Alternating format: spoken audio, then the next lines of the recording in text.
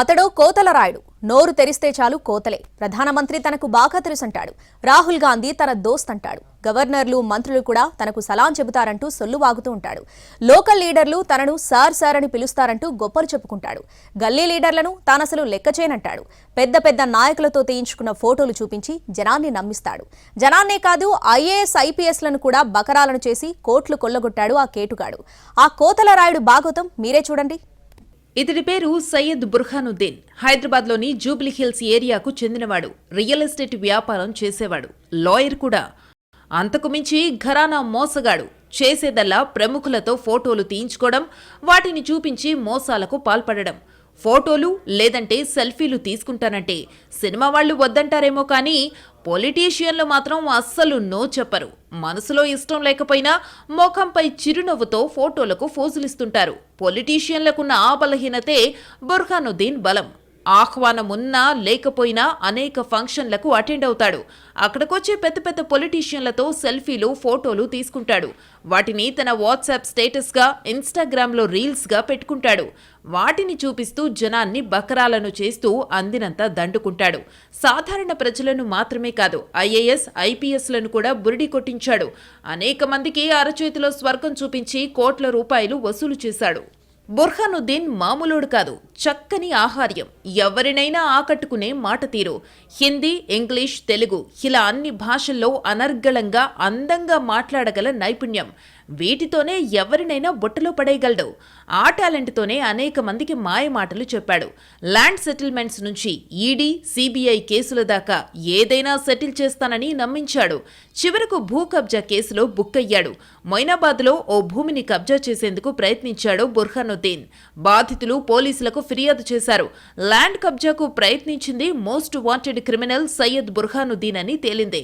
పలు కేసుల్లో తప్పించుకుని తిరుగుతున్న సయ్యద్ బుర్హానుద్దీన్ను పోలీసులు వలపన్ని పట్టుకున్నారు.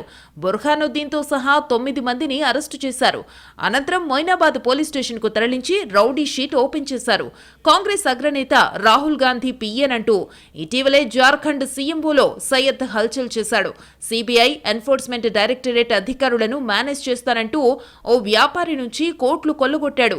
ప్రధాని, ప్రతిపక్ష నేత రాహుల్ గాంధీతో పాటు వివిధ రాష్ట్రాల ముఖ్యమంత్రులు, మంత్రులు, ప్రముఖులందరితో ఫోటోలు దిగుతుంటాడు. ఈ ఫోటోలను వివిధ రంగాల ప్రముఖులకు చూపించి రాజకీయ ప్రముఖులంతా తనకు బాగా పరిచయస్తులని నమ్మిస్తాడు. అవతలి వ్యక్తులు నమ్మినట్టుగా భావిస్తే ఇక దందా మొదలు పెడతాడు.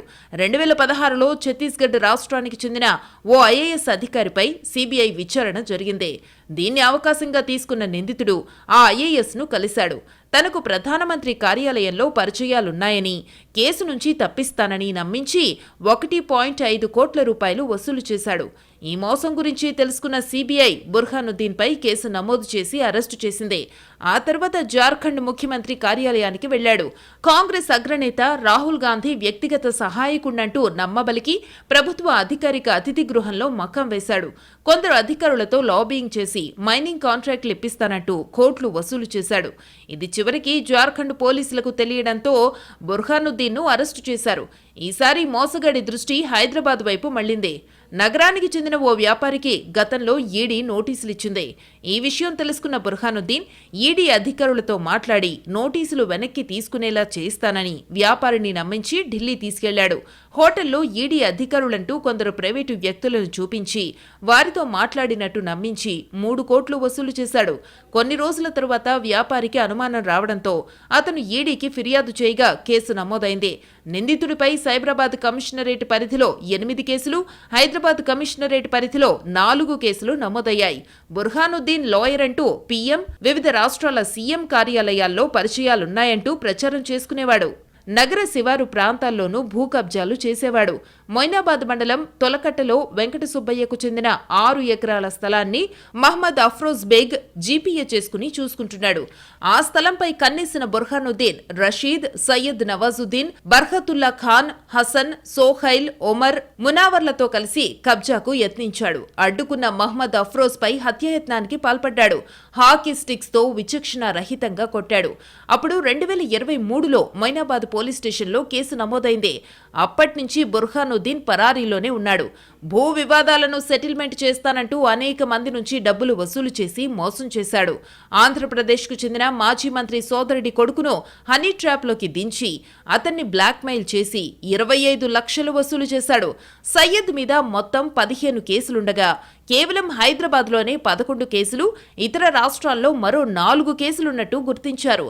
తాజాగా అతని మీద మరో కేసు నమోదు చేసుకుని దర్యాప్తు ప్రారంభించారు. బుర్హానుద్దీన్ను అరెస్టు చేసి bench car, iron rod, bat, hockey స్టిక్ను స్వాధీనం చేసుకున్నారు. అతగాడిపై రౌడీ షీట్ ఓపెన్ చేయడంతో పాటు పీడీ యాక్ట్ ప్రయోగించే అంశాన్ని పరిశీలిస్తున్నట్టు పోలీసులు తెలిపారు.